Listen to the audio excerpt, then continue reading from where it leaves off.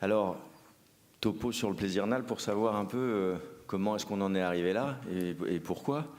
Dans l'évolution normalement darwinienne, tout va plutôt vers la survie de l'espèce et donc la procréation. La sodomie, pas trop le sujet.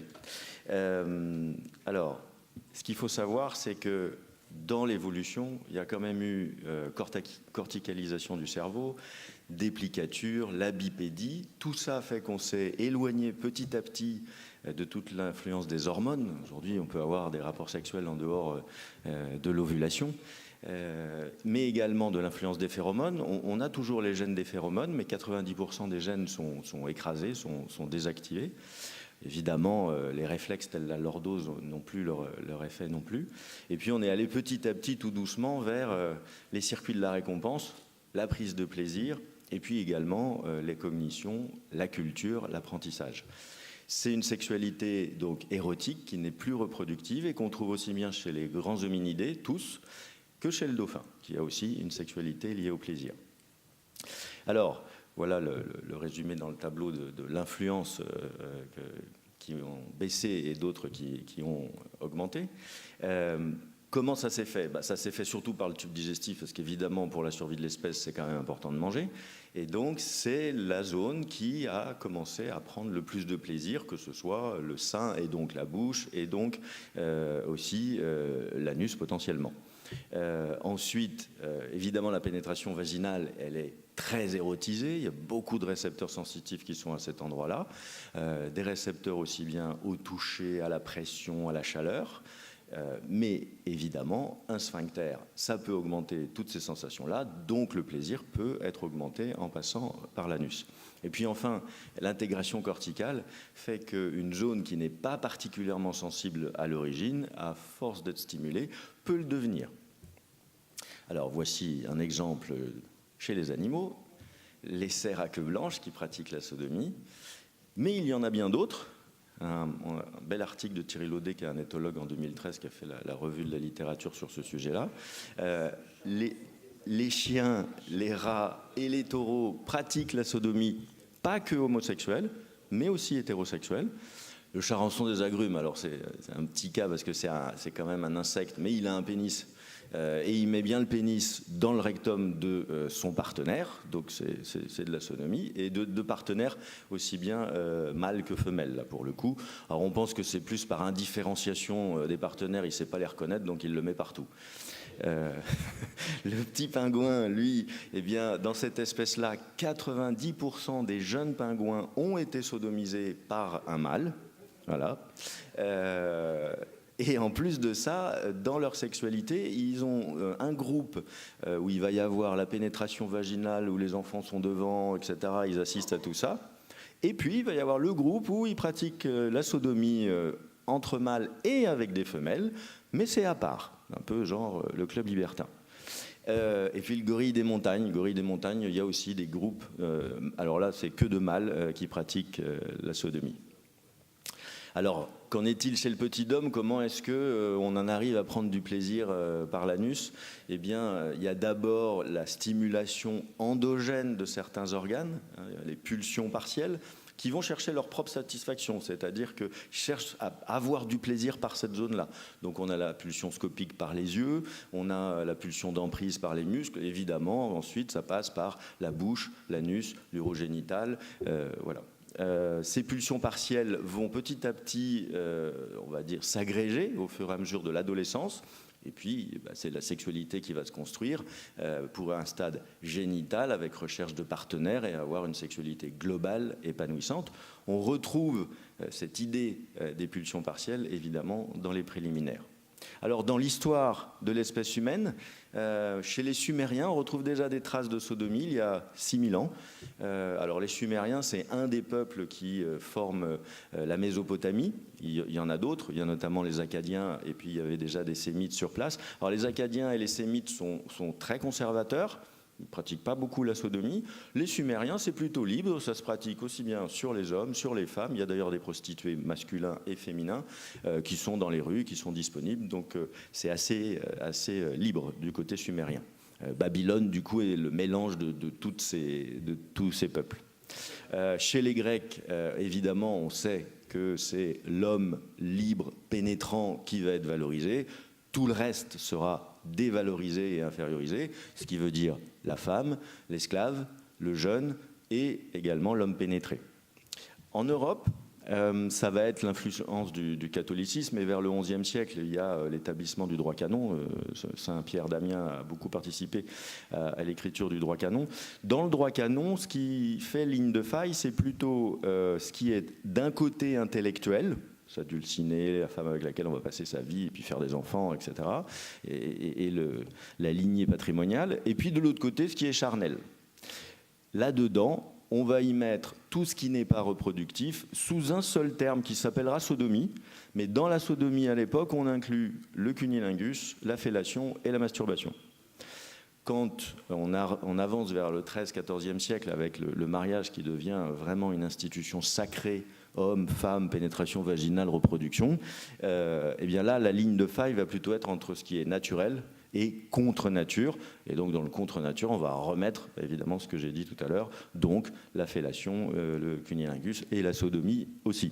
À cette époque-là, par exemple, il est plus valorisé d'aller voir une prostituée, de payer, d'utiliser les services d'une femme pour avoir un rapport sexuel, ça pose pas de souci. En revanche, se masturber, ah non, ça, c'est pas possible. Ensuite, on va avoir un petit relâchement des mœurs à la Renaissance parce qu'il va y avoir un retour aux valeurs antiques, enfin, aux fantasmés en tout cas. Tandis qu'au moment des Lumières, là, on a le contrôle des passions et par conséquent, on rebride à nouveau et notamment la sodomie va être interdite. Alors, elle sera condamnée, il peut y avoir des remontrances comme condamnation, c'est ça le cas le plus fréquent. Bon, il y en a certains qui vont quand même jusqu'au bûcher. Et on a en France, les derniers sodomites, c'était 2 hommes, en 1750 en place de Grève à Paris, qui sont exécutés. Mais on voit quand même que 40 ans plus tard, le nouveau code pénal révolutionnaire va exclure le crime de sodomie du code pénal. Et la France est le premier pays au monde à avoir exclu cette pratique de son code pénal. Alors qu'en est-il aujourd'hui ? Dans notre génération, voilà 2 enquêtes à 25 ans d'écart, presque à 20 ans d'écart. Donc on voit bien que de toute façon la sodomie a progressé, puisque là les chiffres c'est ceux de l'expérimentation, combien de gens ont expérimenté la chose, hein, on voit aussi qu'il y a 12% des femmes qui le font souvent, et puis l'étude de IFOP-Camfort qui elle dit qu'il n'y a pas de différence entre Paris et province pour cette pratique-là, alors que par exemple pour tout ce qui est échangisme, recherche de multipartenaires, etc., ça il y a des différences significatives entre Paris et la province, évidemment à Paris c'est plus, et ben pas pour la sodomie, c'est les mêmes chiffres, c'est-à-dire 1 femme sur 2 et 2 hommes sur 3 l'ont expérimenté. Voilà pour ce qui est des jeunes pratiquant la sodomie, on voit bien que ça progresse quand même énormément, et alors le dernier chiffre montre que d'ailleurs ça progresse encore plus chez les 18-19 ans, en 2013 par rapport à tous les autres. Voilà, donc dans la nouvelle génération qui est en train d'arriver, c'est encore plus pratiqué que ceux 20-24 ans qui ont déjà progressé par rapport à il y a 6 ans, mais ça progresse beaucoup. Et puis voilà les chiffres évidemment chez les femmes, ça progresse un tout petit peu moins pour les jeunes filles, 18-19 ans, mais enfin on est quand même à 40% des 20-24 qui l'ont expérimenté. On est quand même très loin déjà du 24% de 1992. Alors il y a également un livre qui vient de sortir, qui est la dernière étude sociologique sur la vie sexuelle en France, Janine Mossus-Lavaux. Elle avait fait le premier bouquin en 2007, et donc elle s'est dit, tiens, je vais regarder comment c'est aujourd'hui, 10 ans plus tard. Et finalement, c'est 65 personnes, donc ça n'a rien d'objectif sur les chiffres. C'est des gens qui racontent leur récit de leur sexualité pendant 1 heure et parfois pendant 5 heures. Mais en tout cas, ce qu'elle constate, c'est que les gens parlent plus facilement de la sodomie, plus aisément, plus spontanément. Voilà. Maintenant, dans la symbolique et ce qu'ils en racontent, c'est quand même encore vécu comme un tabou. avec une certaine prise de pouvoir avec laquelle on peut jouer d'ailleurs, mais qu'il y a une certaine égalité par la sodomie entre l'homme et la femme. Et évidemment, les bisexuels pénétrés, eux, vont dire, là, enfin, un homme peut avoir ce plaisir de recevoir comme une femme peut l'avoir. Et beaucoup de femmes décrivent également que la sodomie, pour elles, ça nécessite moins d'efforts, c'est plus relaxant que la pénétration vaginale. Alors, qu'est-ce qu'il en est maintenant en Angleterre? Là, j'ai pris une des dernières études sur des très jeunes aussi, on est sur des 16-18 ans. Et en fait, dans ce qu'ils racontent, ça fait mal, c'est forcé et c'est à risque. Alors évidemment, ça veut dire que le massage de prévention est à faire et qu'il y a beaucoup de boulot. Ils sont de milieux sociaux très différents. Il y a trois sites différents et l'étude date de 2014, donc c'est quand même assez récent. On a une étude 1992, donc un peu la même que la CSF qu'on avait tout à l'heure pour la France, et on voit que alors qu'en France on était à 24% d'expérimentation, eux ils étaient à 9%. Donc ça semblerait dire qu'on pratique moins la sodomie en Angleterre dans ces études. Aux USA, petite anecdote sur Gwyneth Paltrow qui avait fait un article sur son site internet avec les conseils d'un sexologue comment pratiquer une bonne sodomie. Et puis on a une étude franco-américaine pour comparer entre la France et les États-Unis et où on voit que de manière régulière en France, alors ça date de 2001, hein, donc évidemment ça a beaucoup progressé depuis, mais de manière régulière, là, 4% des couples hétérosexuels pratiquent la sodomie en France, contre 2% aux États-Unis, sachant qu'aux États-Unis, c'est toujours interdit dans le couple, dans 13 États américains. Et puis j'ai mis un article qui est paru au Gabon, parce qu'il n'y en a pas beaucoup, et que voilà, il commence à aborder le sujet. J'ai pas trouvé grand-chose sur la sodomie en Asie. Bon, je continuerai mes recherches. Voilà. Alors, quelle est l'influence du porno sur les comportements sexuels et sur la sodomie? Cette étude de Francis Collier, qui est assez récente, 2015, il y a 1000 étudiants, je crois, montre que ça n'est pas l'âge de début de vision du porno. L'âge de début moyen est à 15 ans, mais que vous le regardiez à 13 ans, à 15 ans ou à 17 ans pour la première fois, ça ne change rien sur la sexualité après. En revanche, si vous en regardez beaucoup, ça modifie les comportements. C'est-à-dire qu'un ado qui regarde beaucoup de porno va avoir plus de comportements à risque, moins de préservatifs, plus d'IST, mais également plus de consommation d'alcool, plus de consommation de cannabis. Il va pratiquer la sodomie plus vite et plus fréquemment que les autres. Ensuite, quelle est l'influence de la PrEP? Alors la PrEP, c'est le fait d'utiliser du Truvada, qui est un médicament antirétroviral, comme prévention du VIH exclusivement. Et donc, les PrEPeurs prennent un comprimé de Truvada 2 heures avant un rapport sexuel, et puis ensuite, ils en prennent un le lendemain. Ça, c'est une des façons de faire en France. Sinon, il y a aussi l'utilisation en continu tout le mois. L'idée était de diminuer la contamination possible de gens qui ont des rapports à risque de toute façon, qui ont d'abord multipartenaires et qui déjà ne mettent pas la capote. Donc c'est pour eux qu'on l'a développé. En France, aujourd'hui, il y en a 8000, puisqu'il faut passer par un médecin prescripteur spécifique dans certains centres et dans certains hôpitaux. Ce n'est pas tout le monde qui peut prescrire. Donc il n'y en a que 8000. Maintenant, tous les médecins disent qu'ils voient le nombre de demandes de traitement augmenter, que ça n'est plus ces hommes qui avaient des comportements à risque sans capote dans le milieu HSH parisien, par exemple, mais petit à petit, ça s'élargit. Et que ceux qui prennent la PrEP, de toute façon, ont un nombre de partenaires et un nombre de rapports sexuels qui augmentent. Donc, ça modifie quand même un peu leur comportement sexuel.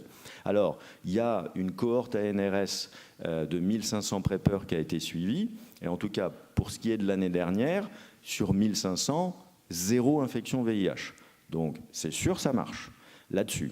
Maintenant, la cohorte va être doublée cette année, pour l'année 2019, et va permettre également d'étudier les IST et voir comment elles se développent, puisqu'on n'a pas d'études dessus pour l'instant. Ce qu'on sait, c'est qu'effectivement, les IST progressent. Alors, ça ne date pas de la PrEP, et ce n'est pas seulement à cause de la PrEP. Les États-Unis, eux, avaient développé la PrEP en 2014. Nous, on l'a développée en 2016. Donc, quand on voit les chiffres des instituts sentinelles d'IST que vous allez avoir là, évidemment, ça peut dater même de 2012. Donc, c'était avant la PrEP. Hein. C'est déjà les comportements sexuels depuis 2012 qui font qu'on a les chlamydiés qui augmentent de 120% chez la jeune femme hétérosexuelle, le gonocoque de 127% chez les HSH et également chez 40% des hommes hétérosexuels. La syphilis augmente plutôt en région et chez les hétéros. La LGV, elle augmente plutôt à 90% chez les VIH traités. Donc c'est plus une niche, mais voilà. Donc on verra l'année prochaine ce que ça va donner avec la PrEP et avoir une vraie étude dessus. Alors, comment faire une bonne sodomie? Quel est le guide des bonnes pratiques? C'est effectivement ce que moi je propose et dont je parle avec mes patients et mes patientes au cabinet et également à la radio, parce qu'il y a beaucoup de questions, ça fait peur, et donc évidemment je les enclins toujours à bien communiquer avec leurs partenaires, à avoir confiance parce que ça joue énormément, à en avoir envie, de faire des préliminaires sur cette zone-là, bien évidemment. La position va jouer. Tout ça, je rentre évidemment plus dans les détails avec eux. L'utilisation d'un spray relax qui marche très bien et qui est facile à trouver sur Internet ou dans les sex shops. Le lubrifiant, pourquoi pas les sextoys, et qu'évidemment, à chaque fois qu'il y a le moindre stress, on n'a pas envie ou quoi que ce soit, on s'arrête et puis point. Et puis, on peut également lire ce petit livre de la collection Oser. Il y en a plein. Il y a Oser la fellation, Oser le club échangiste, Oser. Eh bien, il y a aussi Oser la sodomie. Il est très pratico-pratique, il est petit, il est très simple. Vraiment, ça donne des bonnes idées et c'est pas mal pour les patients. Je vous remercie.